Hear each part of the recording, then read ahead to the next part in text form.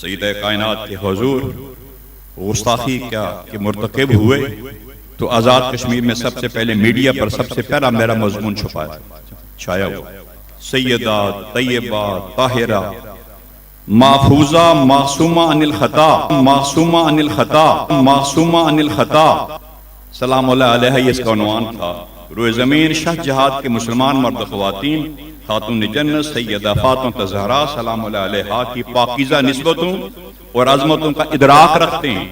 اور ان کی نورانی سیرت اور روشن کردار کو 14 صدیوں سے اسلامی عقیدت پیش کرتے چلے آ رہے ہیں۔ زمانہ ان کی یہ فوت و عصمت کا مدعا ہے اور تا صبح قیامت مدعا رہے گا۔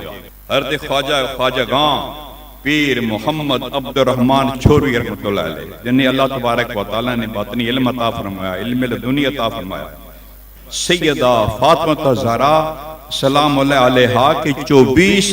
القابات درج فرمائے،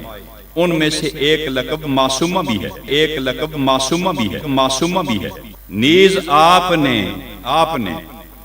صفحہ نمبر جز نمبر 9 کے صفحہ نمبر 23 پہ یہی درود پاک لکھا ہے۔ کیا درود پاک ہے؟ اللہم صلی وسلم علی سیدنا محمد وعلی آل سیدنا محمد الذی کلمتہ فاطمہ وہی فی بطن خدیجہ رضی اللہ تعالیٰ عنہا۔ نبی کریم علیہ السلام کے جسم اطہر کا ٹکڑا جزو مصطفیٰ ہونے کی نسبت سے ایسی معصومہ مصفہ منزہ مبرہ اور معصومہ محفوظ عن الخطا ہستی ہیں کہ رب ذوالجلال نے آپ کو ہر عیب، نقص، تقصیر، کمی، خامی اور خطا سے محفوظ معمود رکھا۔ آپ کی ذات کے ساتھ خطاکار کی نسبت کرنا بدترین جہالت اور خباثت ہے کہ معصوم ہونا یہ نبی ہونے کی شرط ہے، اور جسے معصوم مانا اسے نبی ماننا پڑے گا۔ تو یہ داتا صاحب کی کشف المحجوب، اس کے سارے نسخے، تہران کا دیکھ لو، ایران کے نسخے، یہ پاکستان کے، افغانستان کے نسخے، یہ ہر نسخے میں موجود ہے۔ عصمت شرط نبوت است،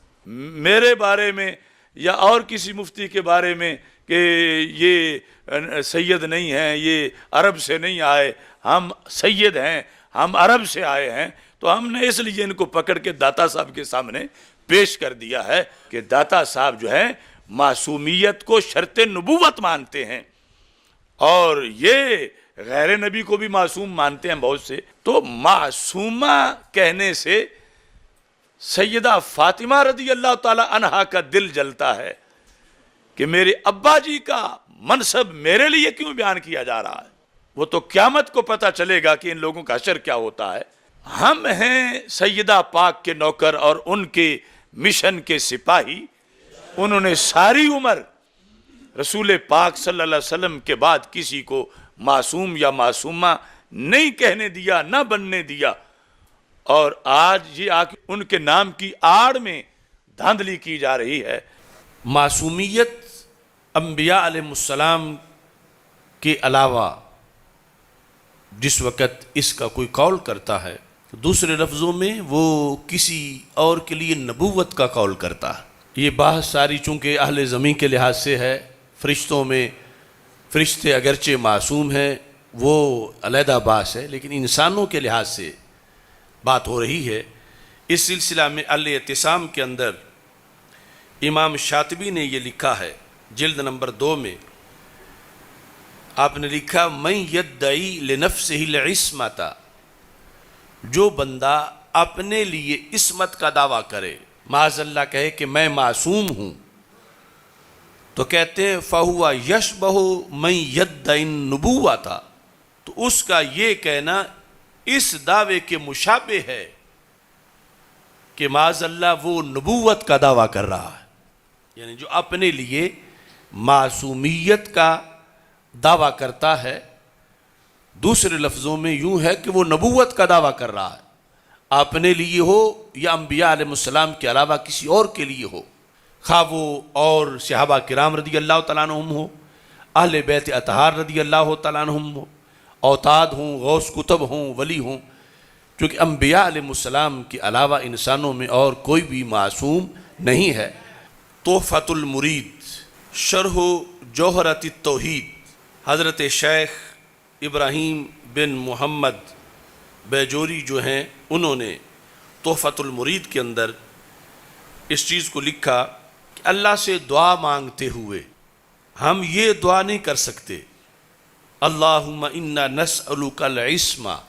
کہ اے اللہ تو ہمیں معصوم بنا، یہ دعا کرنا ناجائز ہے، یعنی عصمت کا جو اصطلاحی معنی ہے، چونکہ یہ چیز صرف نبیوں میں پائی جاتی ہے، تو جو چیز نبیوں کا خاصہ ہے اور کسی کے لیے جائز نہیں کہ وہ اس کی اللہ تعالیٰ سے دعا مانگے۔ سیدنا داتا گنج بخش اجویری رحمۃ اللہ علیہ نے کشف المحجوب شریف کے اندر جس وقت اس چیز کو بیان کیا تو صفحہ نمبر 242 پر یہ لفظ ہیں،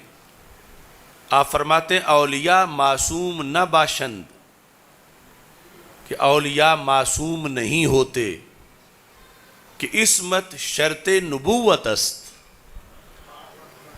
کہ عصمت نبوت کی شرط ہے، یعنی نبوت کا خاصہ ہے، نبوت کے علاوہ کہیں عصمت جو ہے وہ نہیں پائی جاتی۔